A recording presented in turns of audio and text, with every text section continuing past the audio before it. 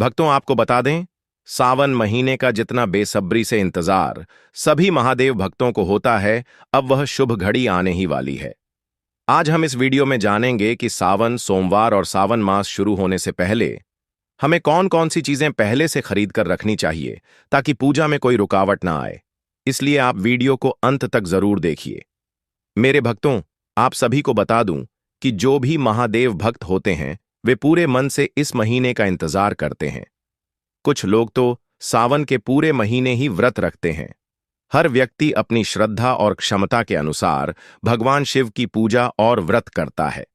अब सबसे पहले आपको जानकारी दे दें कि सावन का पवित्र महीना कब से शुरू हो रहा है। इस बार सावन 11 जुलाई से शुरू हो रहा है। बहुत से लोगों को यह भी नहीं पता होता कि सावन में कितने सोमवार पड़ रहे हैं और किस किस तारीख को पड़ रहे हैं। आज हम इस वीडियो में यह भी बताएंगे कि कौन सा सोमवार किस दिन पड़ेगा। सावन सोमवार अधिकतर 4 ही पड़ते हैं, लेकिन कुछ वर्षों में 5 भी पड़ जाते हैं। परंतु इस बार यानी 2025 में सावन में 4 सोमवार ही पड़ रहे हैं। जो लोग 5 सोमवार का व्रत करना चाहते हैं वे पहले से देखकर अपनी योजना बना सकते हैं। अब बात करते हैं उन चीजों की जो सावन शुरू होने से पहले आपके घर में जरूर होनी चाहिए। सबसे जरूरी चीज है गंगा जल। सावन के महीने में गंगा जल का विशेष महत्व होता है। इसके बिना पूजा अधूरी मानी जाती है। अगर आपके घर में पहले से गंगा जल रखा हुआ है तो बहुत अच्छा है, नहीं तो अभी से मंगाकर रख लीजिए। किसी भी दिन आप थोड़ा सा गंगा जल सामान्य जल में मिलाकर शिवलिंग पर अभिषेक कर सकते हैं। यह बड़ा ही पुण्यदायी होता है। दूसरी जरूरी बात यह है कि अगर आपके घर में भगवान शिव की कोई तस्वीर या प्रतिमा नहीं है तो आप अवश्य ले आइए।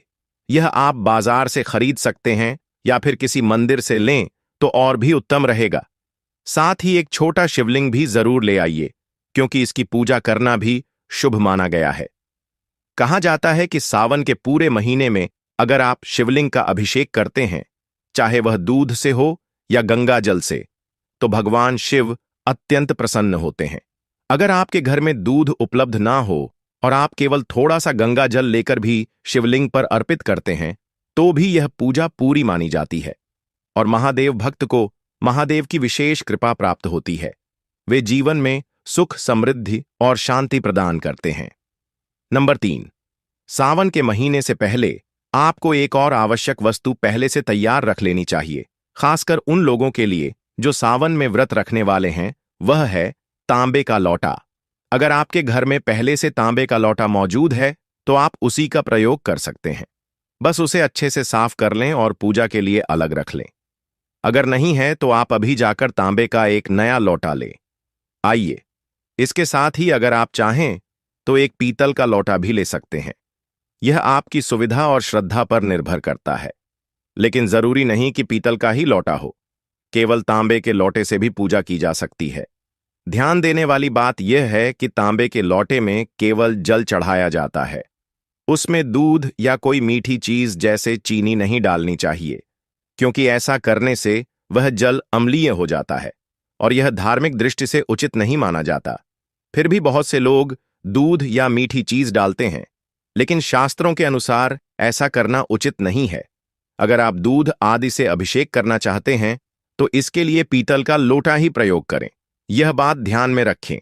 नंबर 4, बात विशेष रूप से महिलाओं से जुड़ी है। सावन का महीना हरियाली और खुशहाली का प्रतीक माना जाता है। इस महीने में हरे रंग का विशेष महत्व होता है। यह रंग न केवल वातावरण को सुंदर बनाता है बल्कि महादेव को भी अत्यंत प्रिय है।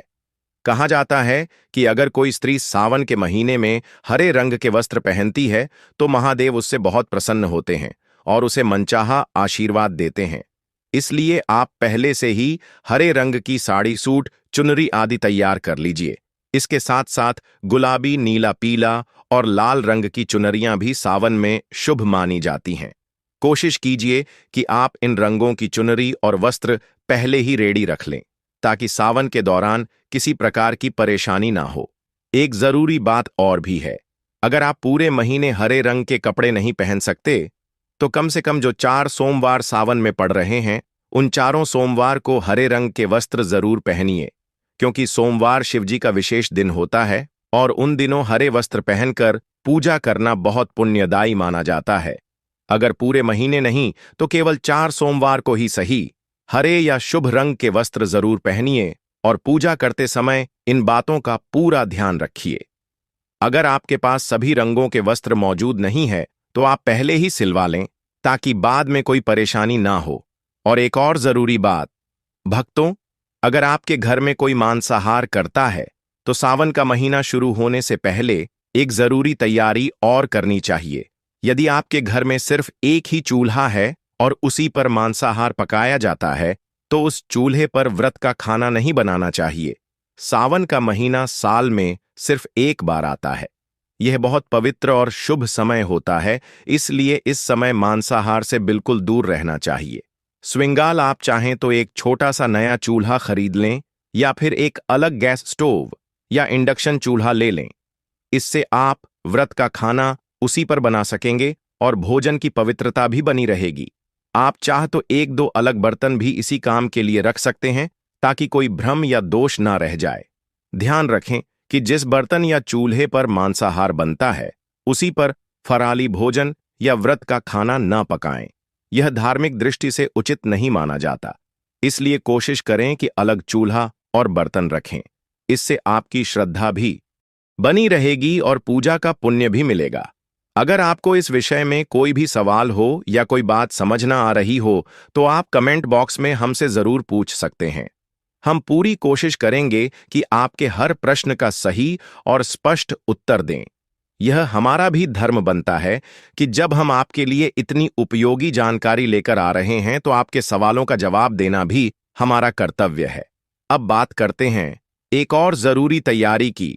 भक्तों, सावन महीने में खासकर महिलाओं को हरी और लाल चूड़ियां पहले ही खरीद कर रख लेनी चाहिए। पहले ही सोमवार को माता गौरी को यह चूड़ियां अर्पित करें और उसके बाद पूरे सावन भर हरी चूड़ियां धारण करें। आप चाह तो लाल चूड़ियां भी साथ में पहन सकती हैं क्योंकि यह माता पार्वती को बहुत प्रिय हैं और शिव जी को हरे रंग से विशेष लगाव है। अगर कहीं जाते समय बाजार में कांच की हरी या लाल चूड़ियां दिख जाएं तो बिना देर किए भक्तों खरीद लीजिए ताकि पहले ही सोमवार को माता को चढ़ा सकें और खुद पहन सकें। यह बात पहले से प्लान करके रखें। यह न केवल धार्मिक दृष्टि से लाभकारी है बल्कि मन को भी आनंद देती है।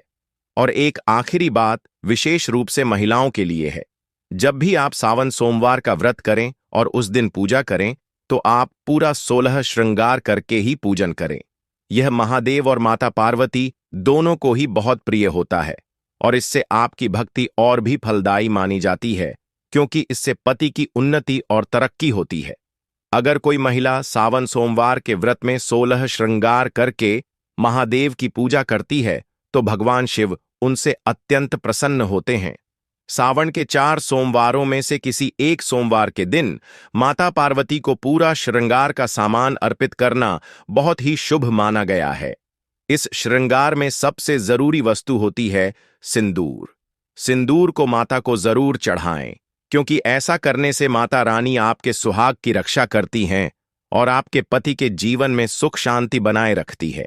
सावन शुरू होने से पहले भगवान शिव के लिए कुछ आवश्यक पूजा सामग्री भी आपको पहले ही इकट्ठा कर लेनी चाहिए, जैसे कि चंदन रोली आदि। आप चाह तो लाल चंदन भी ले सकते हैं। यह सारी चीजें पूजा की दुकानों पर आसानी से मिल जाती हैं। अब आपको बताते हैं उन जरूरी चीजों के बारे में जो सावन के महीने में पूजा के लिए पहले से खरीद कर रखनी चाहिए। अक्सर ऐसा होता है कि हम आखिरी समय में चीजें भूल जाते हैं या समय पर नहीं मिल पाती, जिससे पूजा में व्यवधान आ जाता है। इसलिए जरूरी चीजों को पहले से तैयार रखना बहुत ही अच्छा होता है। कुछ चीजें ऐसी होती हैं जो आपको व्रत के दिन ही ताजी खरीदनी चाहिए, जैसे दूध और दही। लेकिन कुछ चीजें ऐसी हैं जिन्हें आप पहले से खरीद कर रख सकते हैं, जैसे कि शहद। भक्तों, शहद भगवान शिव की पूजा में विशेष उपयोगी माना गया है, इसलिए आप इसे पहले से ही घर में रखें। इसके अलावा शक्कर भी आपको पहले से खरीद लेनी चाहिए। फिर चावल, पूजा में चावल का बहुत महत्व होता है, तो इसे भी पहले ही रख लें। इसके बाद मिट्टी के दीपक। यह दीपक पूजा के समय विशेष उपयोग में आते हैं, इसलिए इन्हें भी पहले से खरीद कर घर में संभाल कर रखिए। एक और महत्वपूर्ण चीज है सफेद रंग का कलावा। इसे जानू भी कहा जाता है और यह भगवान शिव के वस्त्र के रूप में उन्हें अर्पित किया जाता है। यह भी आप पूजा सामग्री में शामिल करें। जैसा कि हमने वीडियो की शुरुआत में बताया था कि साल 2025 में सावन सोमवार कब पड़ रहे हैं और कितने पड़ रहे हैं। अब चलिए एक बार फिर से उस जानकारी को स्पष्ट रूप से जान लेते हैं। जैसा कि बताया गया था, सावन का पवित्र महीना इस बार 11 जुलाई 2025 से शुरू हो रहा है। उस दिन शुक्रवार रहेगा और इस महीने का समापन 9 अगस्त 2025 को हो रहा है, जो कि शनिवार का दिन होगा। इस वर्ष सावन के सोमवार के व्रत 4 ही पड़ रहे हैं। अब चलिए जानते हैं कि यह 4 सावन सोमवार किस किस तारीख को पड़ रहे हैं और कौन कौन से दिन होंगे। सबसे पहला सावन सोमवार 14 जुलाई 2025 को सोमवार के दिन पड़ेगा। इसके बाद दूसरा सावन सोमवार व्रत 21 जुलाई 2025 को आएगा। तीसरा सोमवार का व्रत 28 जुलाई 2025 को आएगा, 2025 को रखा जाएगा। और चौथा सावन सोमवार 4 अगस्त 2025 को पड़ेगा। तो यह थी सावन सोमवार से जुड़ी पूरी जानकारी जो हमने आपके साथ साझा की है।